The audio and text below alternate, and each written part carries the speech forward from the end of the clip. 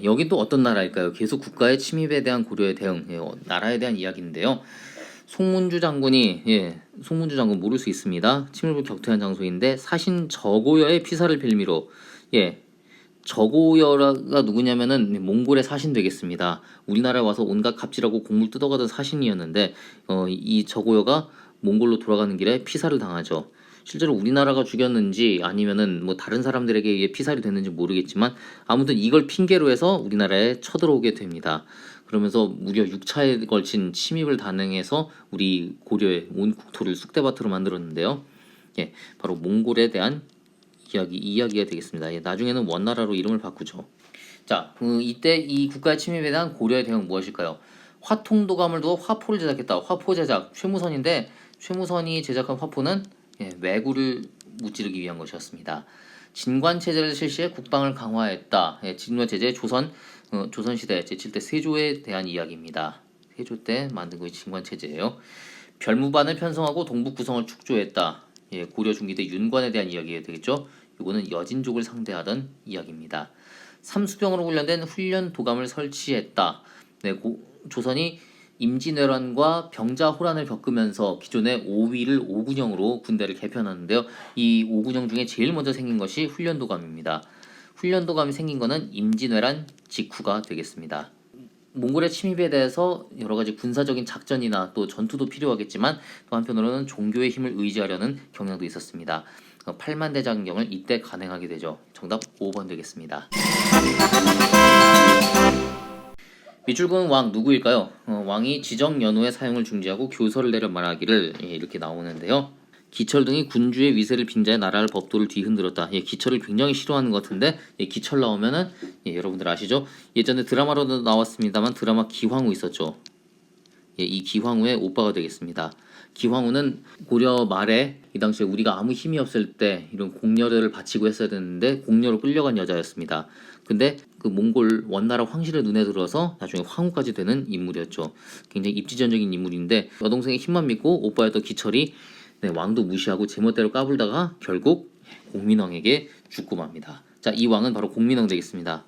공민왕은 여러분들 잘 아시다시피 원나라를 굉장히 싫어했습니다. 그래서 원나라의 간섭으로 만들어 놓은 고려의 여러 제도들을 다시 다 전통적으로 바꿔 놓았고요. 또 여러 가지 몽골의 변발도 금지하고 이런 개혁 정책을 많이 추진을 했습니다. 원나라 황후였던 여동생에게 기대서 온갖 난리를 치던 기철을도 죽였었죠. 이 공민왕에 대한 설명 고르면 되겠는데요. 중서문화상과 상서성을 복구했다. 원나라의 간섭으로 망가졌던 관제를 다시 복구했죠. 정답 1번 되겠습니다. 원의 요청으로 일본 원정에 참여했다. 고려가 이런 적은 있었습니다. 근데 공민왕이 원나라를 굉장히 싫어했잖아요. 이걸 했을 리가 없습니다. 공민왕 한참 전의 이야기고요. 조준 등의 건의로 과전법을 제정했다. 요거는 고려 말 신진 사대부들에 대한 이야기입니다. 구체적으로는 이성계가 했었고요. 여기 있었던 시기는 33대 창왕 때 되겠습니다. 2인 1파를 축출하고 왕권을 회복했다. 이거 역시 이성계에 대한 이야기 되겠습니다. 우왕 때 있었던 이야기죠. 쌍기의 건의를 받아들여 과거제를 실시했다. 이건 한참 전에 있었던 4대 광종에 대한 이야기 되겠습니다. 공민왕에 대한 설명 정답 1번 되겠습니다. 가기구에 대한 설명으로 옳은 것은 상대는 상대별곡이 나오는데 악장가사에 실린 상대별곡이다. 상대는 관리를 감찰하고 풍속을 바로잡는 임무를 맡은 아까 전에 그 태종 설명하면서 사관원 사헌부 이야기했죠. 관리를 감찰한다. 이것이 바로 사헌부에 대한 설명 되겠습니다.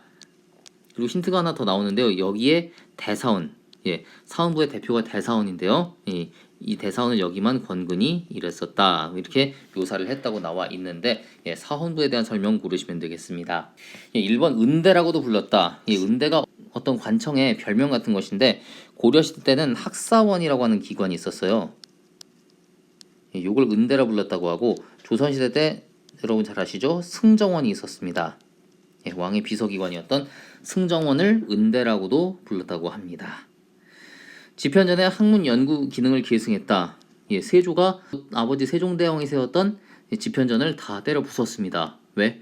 자신에게 반발하던 사육신들이 다 거기서 나왔거든요. 그래서 집현전을 없애버리고 대신 이거를 대신할 새로운 학문 연구 기관을 세우죠. 홍문관 되겠습니다.